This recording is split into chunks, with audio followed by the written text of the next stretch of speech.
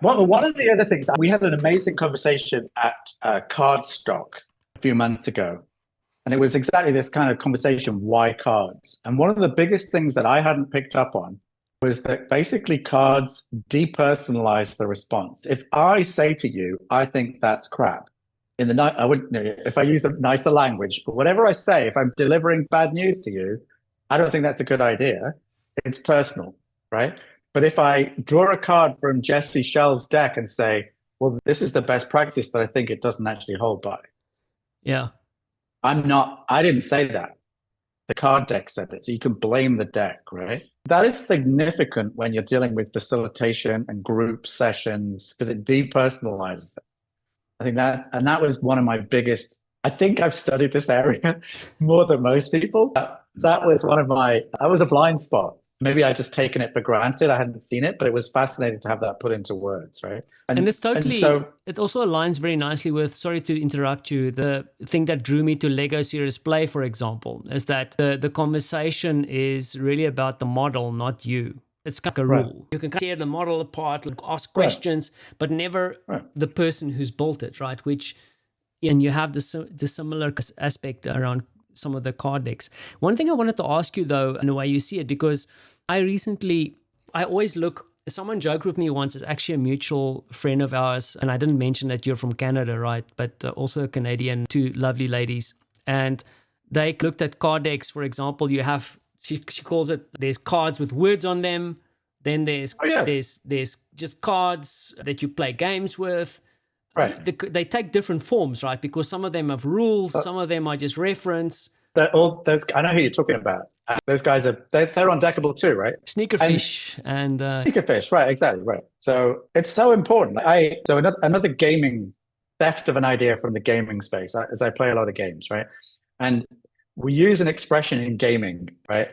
A gateway game. If you're big into gaming, you'll have heard of Settlers of Catan, Ticket to Ride, Carcassonne. These are classic gateway games. They're games that you bring to the table to people who know nothing about games. You teach it to your friends. They don't have to read the rules. And they're like, oh, wow, this is cool. I want to play more games, right? If you'd taken them a much heavier game, it wouldn't have been a gateway game, right? Because people would have gone, oh, God, that was too much, right? I'm done. I'm not interested in games, right? But when you love games, you want to bring more people to the space, right? Yeah. And like, you're a great example of somebody that must have brought hundreds of people to card decks, right? You are a card deck evangelist, right? And I raise that question to the industry as a whole and say, what is a gateway deck, right? It's a very because interesting. Often many of the decks are too complicated. Now, I'm not criticizing the deck, but when you actually come to the table to bring somebody who has not done this before, bring a gateway deck, not a heavier deck, right? There's nothing wrong with the heavier deck. If the person understands the topic, that might just work. But for me, there's 3 gateway decks that are really kind of interesting and simple. One is a values deck. And all it is a list of 60 cards, maybe with 60 different values in them. What do you value? Well, if you and I had a values conversation, I can tell, I've done my values thing. I spent a lot. I can tell you my values are adventure, integrity, creativity, and relationships. That's kind of my 4. And everyone's different. And it's much more nuanced than Myers-Briggs to put everyone into 16 boxes, right? So that's a gate. And the exercise you do with that deck is you spread the cards out on the table and you do what's called a card sort. The technical term in the industry is a card sort, right? This stuff, right? And you lay them out into the yes, no, maybe. And the human tendency is we always put too many in the yes box, right? And from 60, if you tell me you've got 10 values, it's bullshit. It's like, that's saying you stand for anything, you'll fall for anything too, right? So you need to boil it down to 3 or 4. And it's a lot harder than it seems. But that's when you do that exercise. And that was one of the biggest things that sold me on card decks. When I understood the value of a card sort, it's incredibly hard to do. Not like Einstein hard, but it's personally challenging for you to come up with a set of values, 3 or 4, that are real.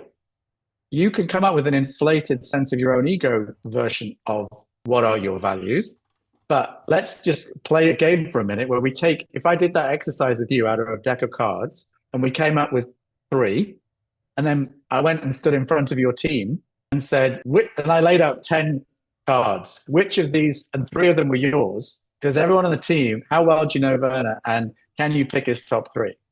If you'd pick the right 3, which your actions and words line up behind it, that you live by those values, everyone on the team would get it right.